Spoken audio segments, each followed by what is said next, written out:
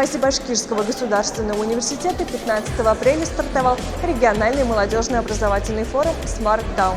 Именно на этой площадке все желающие смогут представить свои проекты, а лучшие из них будут реализованы.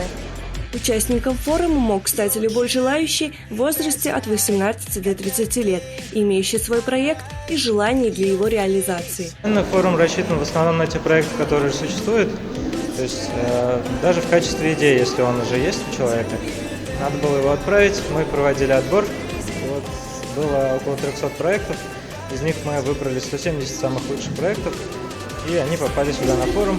Региональный молодежный форум Smart Town – это площадка, позволяющая получить знания и навыки, обменяться опытом, найти единомышленников, завести новые знакомства и получить массу эмоций.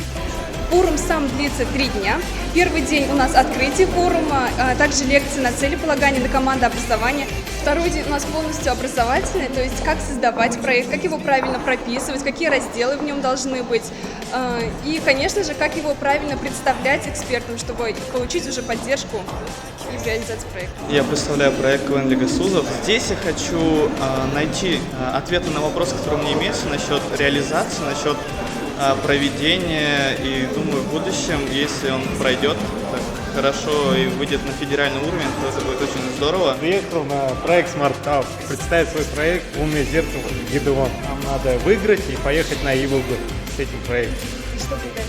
Мы хотим выиграть 400 тысяч для развития нашего проекта.